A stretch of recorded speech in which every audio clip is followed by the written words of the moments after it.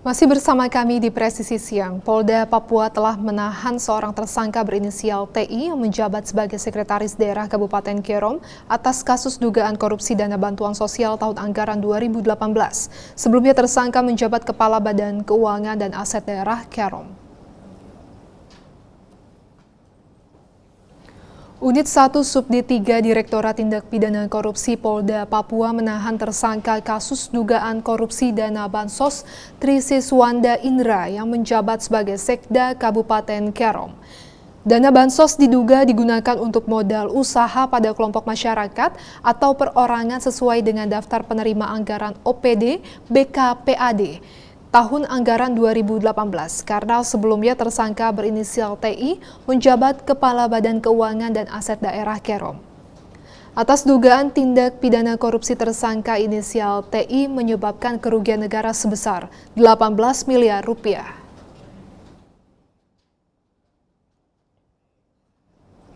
Enam orang pembuat mercon atau petasan di Sidoarjo berhasil diringkus Polresta Sidoarjo. Para pelaku merupakan penyimpan bahan baku dan perakit mercon yang dijual secara online dan offline selama bulan puasa. Kasat Reskrim Polresta Sidoarjo Kompol Agus Sobarna Praja mengatakan pelaku mendapatkan bahan baku serbuk mercon secara online, kemudian mereka rakit menjadi mercon dijual secara online dan offline. Pelaku mendapatkan keuntungan mulai dari Rp40.000 hingga Rp100.000 setiap renteng petasan. Perakitan dan penyimpanan bahan baku mercon dilakukan di salah satu rumah pelaku di Desa Gamping, Krian, Sidoarjo. Dari lokasi polisi menyita 288 mercon renteng, 530 mercon cabai, dan 1 kg bubuk petasan. Sementara serbuk bahan baku petasan yang diamankan berjumlah 25 kg. Atas perbuatannya tersangka dijerat pasal 1 ayat 1 Undang-Undang Darurat Nomor 12 Tahun 1951 tentang bahan peledak dengan ancaman pidana hingga 20 tahun penjara.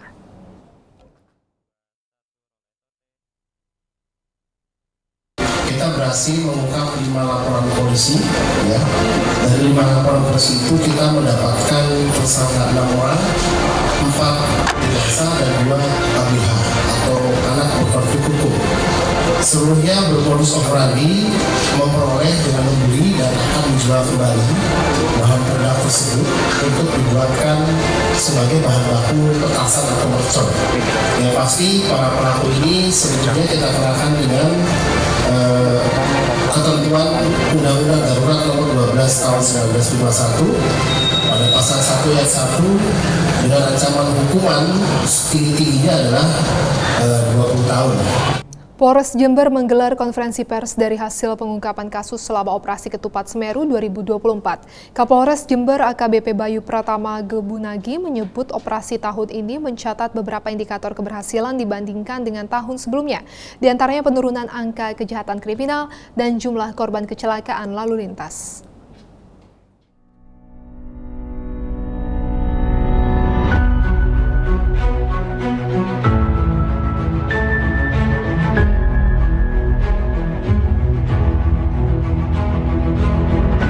Pagi hari ini kami dari Polres Jember akan melaksanakan press release terkait dengan beberapa hal. Yang pertama kaitan dengan analisa dan evaluasi operasi Ketupat Semeru 2024. Ada beberapa hal yang perlu saya sampaikan terkait dengan operasi Ketupat tersebut. Yang pertama adalah ucapan terima kasih kepada seluruh pihak terkait di dalam pelaksanaan pengamanan operasi Ketupat. Dan juga tentunya peran serta aktif masyarakat di dalam menjaga keamanan juga kami apresiasi luar biasa. Sehingga pada pelaksanaan operasi Ketupat tahun ini terdapat beberapa indikator keberhasilan dibandingkan dengan tahun 2023 yang lalu.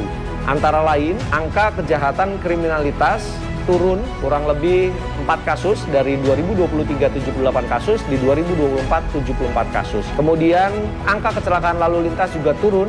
Tahun lalu itu sebanyak 28 kasus, tahun ini 27 kasus. Dan yang cukup penting adalah fatalitas korban. Tahun lalu ada 4 orang meninggal dunia, tahun ini 1 orang meninggal dunia. Kemudian ada kejadian menonjol selama operasi Ketupat berlangsung. Yang pertama adalah adanya korban meninggal dunia terseret ombak di pantai Paseban Kencong. Ini salah satu kejadian menonjol yang terjadi selama pelaksanaan operasi Ketupat. Dan juga ada beberapa hal lain seperti kebakaran gudang, kemudian kasus penganiayaan, dan lain sebagainya. Yang perlu dicermati adalah masih tingginya kasus curanmor selama pelaksanaan operasi Ketupat. Ada kurang lebih 9 kasus kejadian curanmor selama pelaksanaan operasi Ketupat. Oleh karena itu, Polres Jember mengintensifkan kegiatan pengungkapan penyelidikan terhadap kasus curanmor. Dan alhamdulillah, kami telah berhasil mengungkap kejahatan curanmor dari 21 TKP, 21 tempat kejadian perkara dengan jumlah barang bukti yang dapat kami amankan sebanyak 18 unit sepeda motor atau roda 2. Dari 4 pelaku yang kami amankan yang saat ini berada di hadapan rekan-rekan awak media sekalian. Dari 4 orang pelaku ini, 2 merupakan pelaku utama, inisial AH dan JN, dan 2 sebagai penerima atau penadah barang hasil kejahatan saudara HR dan IM. Dari 4 orang pelaku ini kita telah berhasil mengamankan 18 unit kendaraan bermotor roda 2. Buat kami kepada komunitas, silakan, kami tidak melarang masyarakat memodif kendaraannya mengikuti kontes, silakan asal tidak dipergunakan di jalan raya. Kalau sudah dipergunakan di jalan raya, apalagi di malam hari, di lokasi yang rawan sering terjadi balon liar, berarti sudah pasti terindikasi yang bersangkutan atau sepeda ini akan melaksanakan kegiatan balap liar. Pinjam pakai itu tidak dipungut biaya, Pak. Jadi memang itu salah satu inovasi ataupun pelayanan yang kami berikan kepada masyarakat, khususnya di Polres Jember, bahwa hasil-hasil kejahatan ataupun pengungkapan-pengungkapan yang berkaitan dengan ranmor, ketika memang melakukan masyarakat itu untuk meminjam pakai, kami fasilitasi dan berikan. Karena itu memang menjadi salah satu haknya untuk motor kendaraan pemiliknya masing-masing. Serangan ratusan rudal dan drone Iran mengguncang Timur Tengah akhir pekan kemarin dan memicu pro dan kontra di tengah berlanjutnya perang Israel-Hamas. Karena minimnya kerusakan akibat roket, sejumlah pihak mendesak Israel tidak membalas serangan ini. Selengkapnya dilaporkan tim VOA. Kota Yerusalem tak luput dari lintasan ratusan rudal yang ditembakkan Iran pertengahan April. Dan sebagian besar ditangkal oleh Iron Dome atau sistem pertahanan udara kuba besi, termasuk yang terlihat di atas kompleks Masjid Al-Aqsa ini. Romo Albertus Gesu asal Flores, NTT, menceritakan kondisinya saat itu. Sekitar jam 1.45 itu sirene bunyi. Buka jendela dan ngelihat cukup banyak yang tiba di Yerusalem dan ditangkis oleh Iron Dome. Tapi itu berlangsung, sirenenya mungkin sekitar 10-15 menit gitu ya, cukup lama. Romo Albertus juga sempat mengalami penembakan ratusan roket dari Gaza saat awal perang. Tapi kali ini serangan rudal lebih menegangkan. Mungkin untuk ukuran daya ledak atau mungkin untuk ukuran presisi, kalau mereka itu bisa tiba di Israel, pasti jauh lebih merusak daripada misil yang punya Qassam yang punyanya dari Gaza itu, karena kan jauh lebih besar balistiknya yang dari Iran. Cuman kan karena juga ditangkis gitu kan, jadinya tidak terasa seolah-olah dari segi kuantitas tidak sebanyak yang dihadapi sebelumnya. Serangan rudal dan drone ini adalah serangan langsung pertama Iran ke Israel. Setelah sebelumnya, Iran dituding menyerang secara tak langsung. Sejak meletusnya perang Israel-Hamas, Iran lebih banyak bertindak lewat kelompok-kelompok proksinya, yaitu Hamas di Gaza, Houthi di Yaman, dan Hizbullah di Lebanon. Serangan rudal dan drone oleh Iran ini memunculkan polemik di Israel. We cannot leave this open file without some retaliation.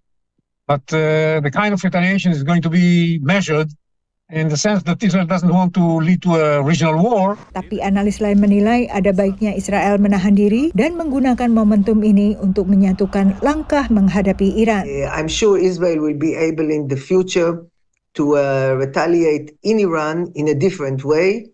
We have a lot of capabilities and I think it will be much more devastating for the Iranians if Israel succeeded change the architecture of the Middle East. Lagi pula analis lain mengatakan serangan Iran ini adalah serangan balasan atas serangan di Damaskus, Suriah yang menewaskan pejabat militer Iran meski Israel tak resmi mengakui melakukan serangan itu.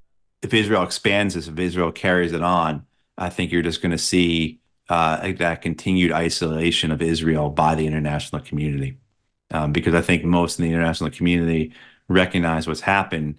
They see Iran saying, we don't want this to go any further. Serangan udara Iran tak hanya dihalau Iron Dome dan militer Israel, tapi juga militer Amerika Serikat bersama mitra dan sekutunya, termasuk Inggris dan Yordania. Dari Washington DC, Yuni Salim dan tim V. Sebanyak 47 personel Polri dan 1 ASN yang berprestasi dari jajaran Polda Jatim mendapat penghargaan dari Kapolda Jawa Timur. Setelah jeda berikut ini, tetaplah bersama kami.